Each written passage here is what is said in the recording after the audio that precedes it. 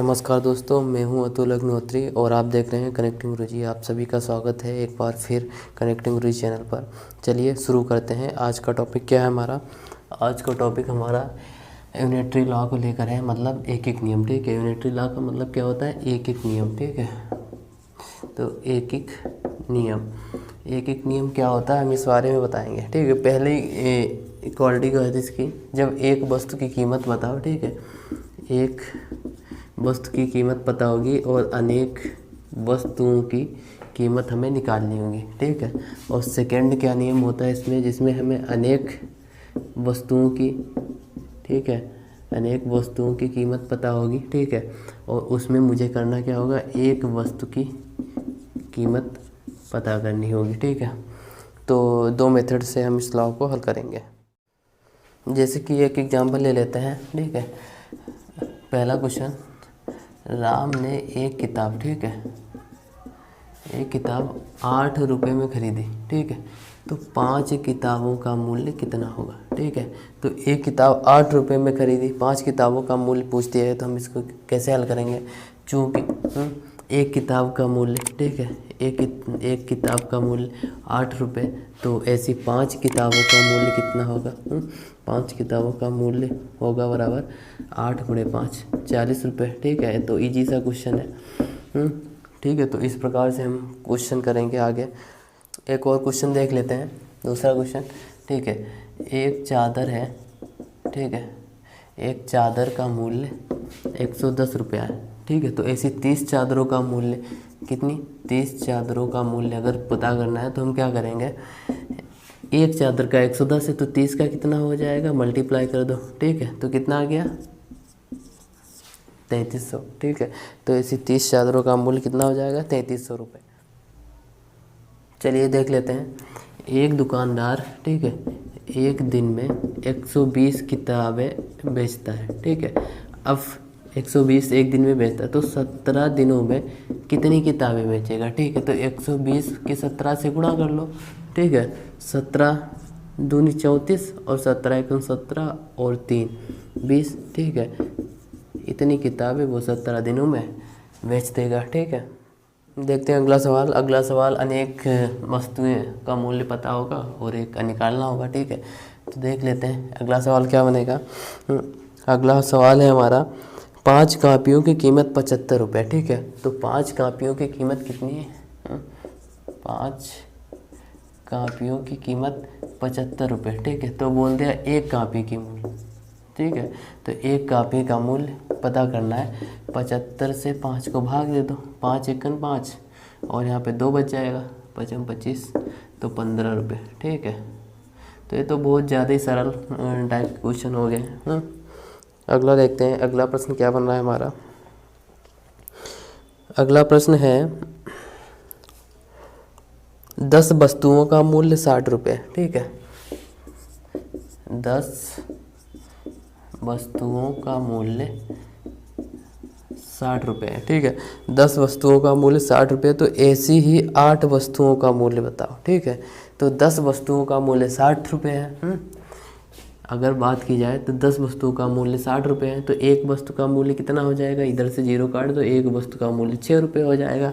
ठीक है, अब कह रहा है तो ऐसी ही 8 वस्तुओं का मूल्य बताओ। तो 8 वस्तुओं का मूल्य भी, तो 8 से गुणा कर दो, 8 से 48। ठीक है, तो 8 वस्तुओं का मूल्य कितना हो जाएगा? 48 रुपये हो जाएगा। ठीक है, अगला सवाल क्या है हमारा? अगला सवाल देख लेते हैं। एक पेंसिल, ठीक है, एक पेंसिल का मूल्य 2.5 रुपये है। एक पेंसिल है, एक पेंसिल का मूल्य 2.5 रुपये है। ठीक है, फिर कह रहा है अमित 1.5 दर्जन पेंसिलें खरीदता है। 1.5 दर्जन। ठीक है, तो 1.5 दर्जन जब पेंसिलें खरीदेगा, ठीक है, तो 1.5 दर्जन होती कितनी है? एक दर्जन में 12 और आधा और जोड़ दो, 12 का आधा 6, तो मतलब 18 पेंसिलों की बात की जा रही है। ठीक है, तो एक पेंसिल का मूल्य 2 रुपये 50 पैसे। ठीक है, 2.5 रुपया है, तो इसमें बात कर रहा है कि हमें 1.5 दर्जन पेंसिल खरीदता है, तो और दुकानदार को 100 रुपये का एक नोट देता है, तो उसे कितने रुपए वापस करेगा? ठीक है, तो कितने रुपए वापस करेगा? अब यहाँ पर जो 18 पेंसिलें होंगी उनका मूल्य कितना होगा? 2.50। तो 18 और 2.5 की गुणा कर लो। ठीक है, 18 पंजे 90 का 0 और 18 दूनी 36 और 9, ठीक है 45, तो 45 रुपया आ गया। अब वापस कितना, 100 रुपये का नोट दिया, 45 रुपये का सामान लिया, बचा कितना, 55 रुपये वापस करने पड़ेंगे दुकानदार को, ठीक है। तो यही इसमें पूछा गया। इसमें पूछा गया था कितने रुपए वापस मिलेंगे, तो 55 रुपये वापस मिलेंगे, ठीक है। एक संतरे का मूल्य 2.5 रुपया। अब एक संतरे की बात की जा रही, ठीक है। एक संतरा जो है, एक संतरे का मूल्य है 2.5 रुपया, फिर से 2.5 रुपया हो गया संतरे का मूल्य। तो 3.5 दर्जन संतरों का मूल्य पूछा गया। 3 दर्जन में 12 से गुणा कर दो और 3.5 मतलब उसमें 6 और जोड़ दो, 12 3 36 और 6 42। तो 42 संतरों का मूल्य बताना है। 42 को गुणा कर दो 2.5 से, ठीक है। 42 को 2.5 से जब गुणा करोगे तो कितना आ जाएगा, करके देख लो 12 3। अब यहाँ पर 42 टोटल आ गया, ठीक है। और 2.5 का मतलब क्या होता है वो देख लो। 2.5 का मतलब 2 सही 1 बटा 2, 2 दूनी 4 5 बटा 2, ठीक है। तो 5 बटा 2 से गुणा कर दो 42 की, 2 दूनी 2 21 5 5 51 5 दूनी 10, 105 रुपये, ठीक है।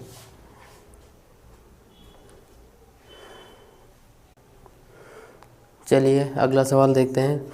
लिखा है 3 पेंसिल का मूल्य 20 रुपया है, ठीक है। 3 पेंसिल का मूल्य 20 रुपया है, ठीक है। 3 पेंसिल का मूल्य 20 रुपया होगा। तो 6 दर्जन पेंसिल का मूल्य, तो 6 दर्जन पेंसिल का मूल्य पूछा गया है, ठीक है। तो करेंगे क्या, तो एक पेंसिल का मूल्य कितना हो जाएगा 20/3 और 6 दर्जन में कितनी पेंसिलें बनेंगी, 6 × 12 5 72, ठीक है। तो 72 पेंसिलों का मूल्य निकालना है। तो 72, एक का इतना है तो 72 का कितना हो जाएगा, 72 × 20/3, 3 से भाग दे दो इसको, 3 दूनी 6, 3 6 12, 24 दूनी 48, 480 रुपये, ठीक है। सब बात समझ में आ रही, ठीक है। तो इसका कितना मूल्य आ जाएगा, 480 रुपये। आगे देखते हैं। आगे सवाल है, यदि 5 पेंसिलों का मूल्य 3 सही 3/4 रुपये, ठीक है। 5 पेंसिलों का मूल्य, अगला सवाल 5 पेंसिलों का मूल्य जो है वो 3 सही 3/4, ठीक है। 3 सही 3/4। इसके बाद में क्या पूछा गया है, 2 पेंसिलों का मूल्य कितना होगा, 2 पेंसिल का मूल्य पता करना है, ठीक है। तो 3 से इसको चेंज कर लेते हैं, 4 3 12 और 3 15/4, ठीक है।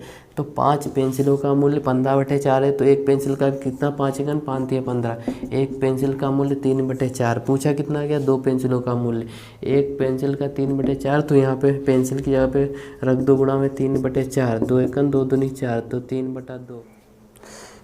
यहाँ पर है ना, फिर से देख लेते हैं। यहाँ पर क्या है ना, एक पेंसिल का मूल्य कितना आ गया, 3/4, ठीक है। एक का 3/4 आ गया। तो यहाँ पर 2 पेंसिलों का मूल्य पूछा गया है। तो 2 की जगह पर हम क्या करेंगे, एक पेंसिल यहाँ पर 2 का निकालना है, एक का 3/4 है। तो हम क्या करें, 2 से काट देंगे, 2 1 2 दूनी 4, तो 3/2 आ गया। 3/2 का आधा मतलब 3 का आधा 1.5 रुपया, ठीक है। तो ये हमारा आंसर हो गया।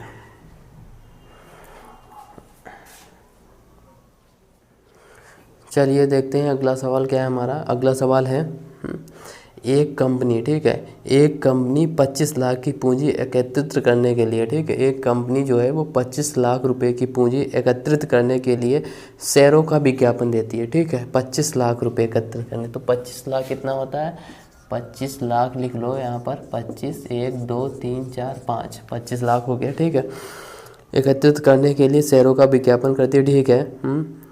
यदि एक शेयर का अंकित मूल्य 100 रुपया, तो कंपनी द्वारा जारी किए गए शेयरों की संख्या पूछी गई है और एक शेयर का मूल्य 100 रुपया है, ठीक है। तो 25 लाख की पूंजी एकत्रित करने के लिए क्या करना पड़ेगा, इसे 100 से भाग दे देना पड़ेगा, क्योंकि 100 रुपये अंकित मूल्य है, एक शेयर का 100 रुपये अंकित मूल्य है।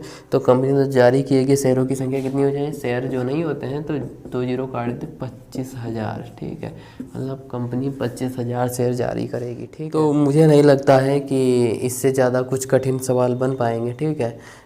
बाकी अगर कोई एक एक नियम में सवाल आता है, ठीक है, तो उसको इसी मेथड से करना। अगर कोई दिक्कत आती है तो आप मुझे टेलीग्राम पर मिल सकते हो या फिर मुझे कमेंट में बता सकते हो, ठीक है। और भी बहुत सारे ऑप्शन हैं।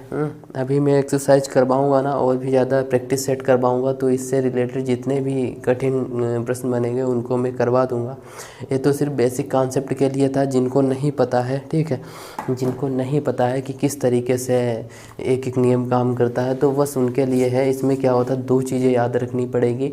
किस तरीके से हल करेंगे, एक बार क्या होता है, बहुत सारी चीज़ों का दाम दे रखा होता है, जैसे कि 15 वस्तुओं का मूल्य हमने दे दिया इतना है, ठीक है, तो उसमें से एक वस्तु का मूल्य पूछ लेते हैं, तो एक ये टाइप हो गया, ठीक है। इसके बाद में जो टाइप की अगर हम बात करेंगे, तो उसमें जो सेकेंड टाइप आएगा हमारा, उस टाइप में लोग पूछ लेंगे, एक वस्तु का कीमत दे देंगे, जैसे कि एक वस्तु का मूल्य 20 रुपये, 18 रुपये, जो भी है कुछ इनका, ठीक है। तो ऐसी 17 या 50 या 100 या 150 वस्तुओं का मूल्य कितना, मतलब एक वस्तु का मूल्य देंगे तो अनेक का पूछेंगे, और जब अनेक का देंगे तो एक का पूछ लेंगे, या फिर जैसे मान के चलो हमने 150 वस्तुओं का मूल्य बता दिया, तो हमने उसमें से 8 वस्तुओं का मूल्य पूछ लिया, तो अनेक का होने पर भी उससे कम या ज़्यादा में भी पूछ सकते हैं, ठीक है। तो इस प्रकार से भी प्रश्न बनेंगे। इसके साथ साथ आपको क्या करना, 1 दर्जन का मतलब 12 वस्तुएं होता है, ठीक है। तो अगर 1.5 दर्जन बोल देगा तो 12 का आधा कर लेंगे 6, और उधर 1 दर्जन में 12 होती हैं, 12 और 6 को जॉइंट कर देंगे तो कितना हो जाएगा, 18, ठीक है।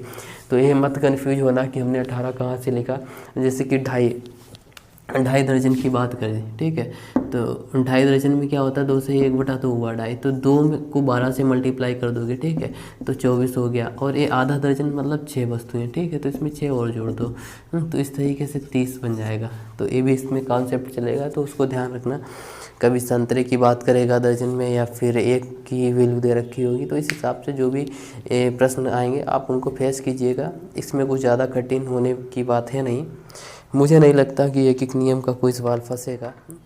वैसे सीटेट की आंसर की आ चुकी है, आप लोग वहाँ से जाके चेकआउट कर सकते हैं, ऑफिशियल वेबसाइट पर जाके आंसर की मैच कर सकते हैं, ठीक है, और अपना स्कोर जान सकते हैं कि हमने क्या स्कोर किया है। और जो मैं यहाँ पर कॉन्सेप्ट पढ़ा रहा हूँ, ADSSB, ठीक है, सीटेट, UPTET, आर टेट मतलब रीट, और अन्य भी जो भी अध्यापक भर्ती एग्ज़ाम होंगे उनके लिए बहुत ही ज़्यादा महत्वपूर्ण रहेगा। और यहाँ तक GIC में जो 8वीं तक की गणित पूछी जा रही है, प्रारंभिक लेवल तक की, तो GIC वालों के लिए भी ये बहुत ही ज़्यादा इम्पोर्टेंट रहेगी क्लास, ठीक है। आप लोग जुड़ सकते हैं। तो यहाँ पर मैं GIC की भी मैथमेटिक्स पूरी कवर करूँगा, यानी कि जो GIC प्रवक्ता की भी वैकेंसी चल रही है, तो आप लोग मेरे वीडियो देख सकते हैं, तो आपको हो सकता है बहुत ही ज़्यादा मदद मिले। मुझे नहीं लगता है कि जो मैं पढ़ाऊँगा उससे ऊपर का आएगा, ठीक है। तो मैथमेटिक्स में वही सब आएगा, रीजनिंग का है वो भी देख लेंगे, रीजनिंग में क्या सवाल बनेंगे, ठीक है। बाकी आप लोग जुड़े रहिए और सब्सक्राइब कर दीजिए हमारे इस चैनल को। कनेक्टिंग गुरुजी पे आपका हार्दिक स्वागत है। अगर आपके कोई सुझाव हैं तो आप सादर आमंत्रित हैं, मुझे बता सकते हैं कमेंट के थ्रू। अगर किसी की कोई राय है तो वो मुझे दे सकता है। तब तक के लिए जय हिंद।